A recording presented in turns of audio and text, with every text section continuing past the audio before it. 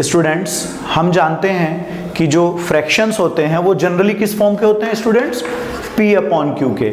और इसमें इसके लिए जो क्राइटेरिया है वो कि वो जीरो नहीं होना चाहिए, ठीक है। अब बात आती है कि जब आप P अपॉन क्यू लिखते हैं तो आप डिवाइड करके जो रिजल्ट्स बनाते हैं वो फ्रैक्शंस के लिए ज्यादातर क्या होता है कि या तो कंप्लीट नंबर आएगा या फिर वो डेसिमल में आएगा, ठीक है। अब डेसिमल का जो डिवाइड करके रिजल्ट बनता है वो दो तरह का बनता है, एक बनता है टर्मिनेटिंग फॉर्म और एक होता है नॉन टर्मिनेटिंग।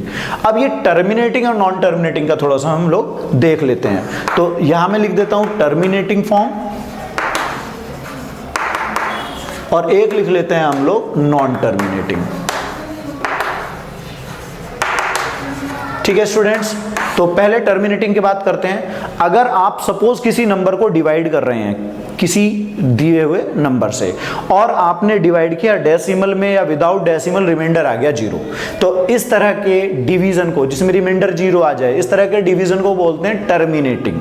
और अगर मान लो आप डिवाइड करते हैं और आपका रिमाइंडर डेसिमल में चलता जा रहा है, बार बार आगे तक नंबर आते जा रहे हैं और रिमाइंडर आपका जीरो नहीं आता है, तो ऐसे डिवीजन को या ऐसी फॉर्म को हम बोलते हैं नॉन टर्मिनेटिंग, ठीक है स्टूडेंट्स। तो टर्मिनेटिंग कौन हुआ कि आपने डिवाइड किया और रिमाइंडर क्या आ जाता है फाइनली जीरो, तो ऐसे फॉर्म्स क्या होते हैं टर्मिनेटिंग। और अगर आपका रिमाइंडर जीरो नहीं आता, ऐसे डिविजन्स जिनका रिमाइंडर जीरो नहीं आता उन्हें बोलते हैं नॉन टर्मिनेटिंग, ठीक है स्टूडेंट्स। अब इनकी फॉर्म्स देख लीजिए क्या क्या होती हैं। फॉर्म्स देख लीजिएगा कि आपका P अपॉन क्यू में है, वो इसे सेटिस्फाई कर ही रहा है सिचुएशन को।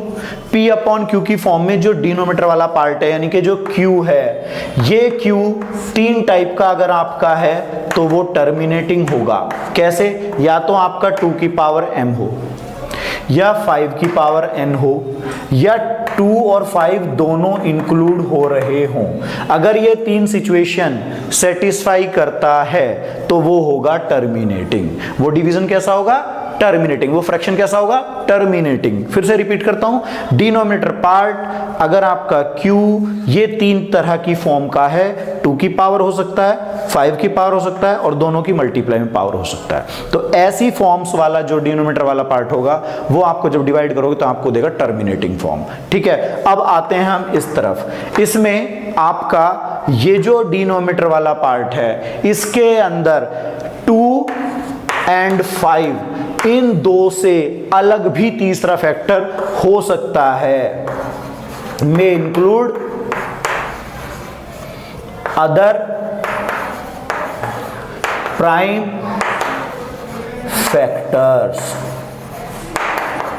फिर से समझ लो, ध्यान से समझना इस चीज को कि 2 और 5 से अलग दो, ये जो हमने लिखे हैं 2, 5 अगर वो आते हैं तो टर्मिनेटिंग है और इन दो से अलग आता है कोई तो वो नॉन टर्मिनेटिंग है। ध्यान रहेगा, terminating and non terminating. Next example है, state whether the following rational numbers will have a terminating or non-terminating decimal expansion or not। मतलब हमें इसमें देखना है कि किसका डेसिमल एक्सपेंशन करने पे टर्मिनेटिंग होगा और किसका नॉन टर्मिनेटिंग होगा। तो सॉल्यूशन डाल लेते हैं और इसमें कंसेप्ट पकड़ते हैं। कंसेप्ट ये है कि अगर P अपॉन क्यू में जो डिनोमिनेटर वाला पार्ट है वो किस किस में होना चाहिए। सबसे पहले या तो वो 2 की पावर n टाइप का बने, 5 की पावर m टाइप का बने या 2 की पावर n और 5 की पावर m। अगर ये तीन केस बनते हैं तो आपका है टर्मिनेटिंग और इससे अलग कुछ भी आता है, कोई भी अदर प्राइम फैक्टर आ जाता है तो वो होगा नॉन टर्मिनेटिंग। तो हम फर्स्ट पार्ट उठाते हैं। फर्स्ट पार्ट में आपको दिया हुआ है 8 नीचे, ऊपर कितना है 3। अगर मैं इसको ब्रेक करता हूं तो मुझे पता है ये हो जाएगा 2 की पावर 3। तो अभी आप ये देखेगा जो डिनोमिनेटर वो किस में रिप्रेजेंट हो चुका है 2 की पावर n फॉर्म में। तो यहां पर आपका क्या होगा, एक्सपेंशन जो होगा, एक्सपेंशन जो होगा वो होगा टर्मिनेटिंग। क्या होगा एक्सपेंशन?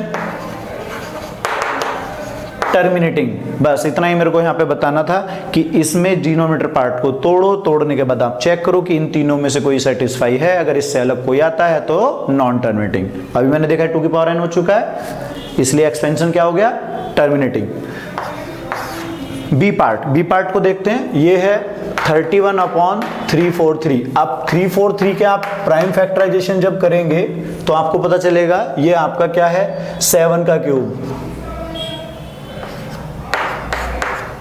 आपने देखा ये आपके कितना आ गया, 7 का क्यूब। तो आप क्या लिखने जा रहे हैं, 31/7 की पावर 3।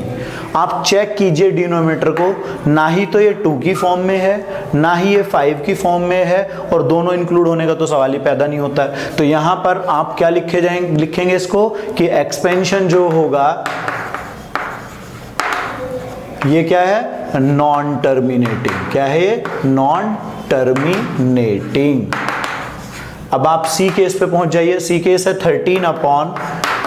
125 के प्राइम फैक्टराइजेशन आप 5 से कर लीजिए, 25 अगेन 5 से डिवाइड।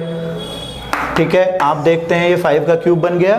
क्या बन गया ये, 5 का क्यूब। आप यहाँ पे इसको लिख दीजिए, 13/5 की क्यूब आपने लिख ली। आप देखते हैं कि ये तो इसको सेटिस्फाई कर रहा है। हमने बात की थी अगर इन तीनों में से एक कोई भी आ जाता है वो टर्मिनेटिंग, अदरवाइज नॉन टर्मिनेटिंग है। तो हम लोग लिख लेते हैं इसका एक्सपेंशन क्या होगा स्टूडेंट्स,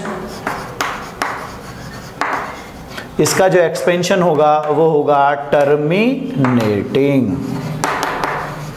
क्लियर स्टूडेंट्स।